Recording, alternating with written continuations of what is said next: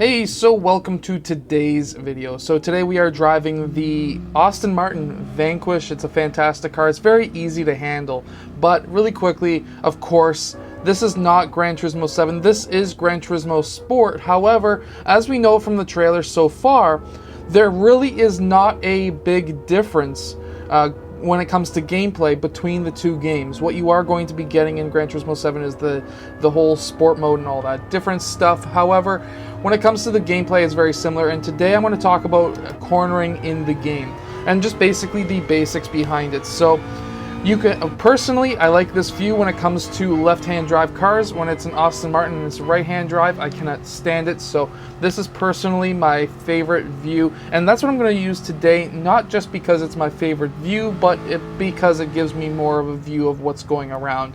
So first off, when you're coming up to a corner, you want to take a wide turn and then you want to touch the inside stripe. This is the basics, and then finish by touching the outside stripes there.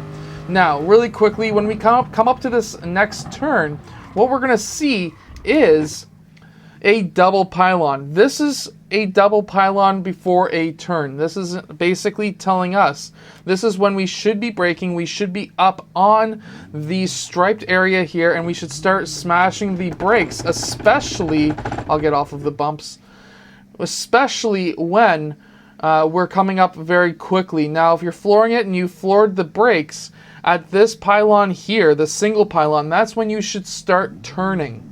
That's when you should start turning into the turn, and then see these stripes on the right side. We should run up on those. Now, that single pylon on the right, what that is to tell us here is to start flooring it out of that turn.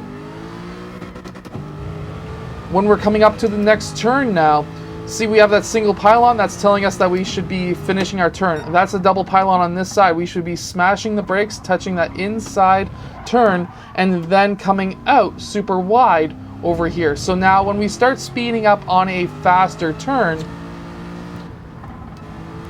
we'll come up to the next turn coming up. It should be a little bit of a better turn. So we're going to take the inside. There's a double pylon there, so we start braking, touching each one of these corners here, and then we are exiting out on that stripe. So now if we start speeding up just a bit, I'm going to take a few more turns, and then I'll show you that part of the track again.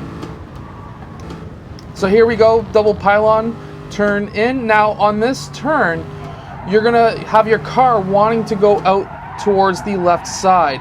If that happens, all you need to do, and this goes for real life as well, if you're slipping on ice or whatever it may be and you're taking a turn super wide, you just lift your foot up off the gas. Now here's that double pylon, brake, turn in, take your foot off the brake on that single pylon, and then start flooring it once you hit that single pylon, and then you're here.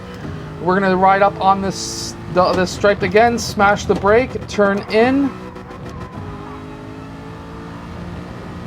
and that's essentially the basics behind turning. So there's that double pylon again, turn in, and then if you're super wide, you do not want to smash the brake like I just did there, because what that does for you now is if you smash the brake and you're already taking a corner too wide, what's going to happen is the brakes will lock and it'll push you out towards that grass essentially.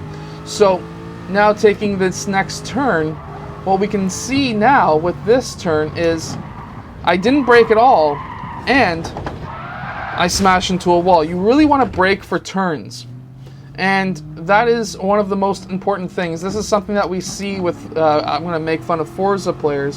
When they start playing Gran Turismo, you can tell who's really somebody who's never really played a real racing game before, because they'll go into a corner and then what's going to happen is they usually smash into a wall. Now, if you ride up and onto the grass, you're going to get a penalty, so you want to keep at least at least one of your tires or one side of your car on that stripe. But as soon as you go past that stripe, you're going to get penalties.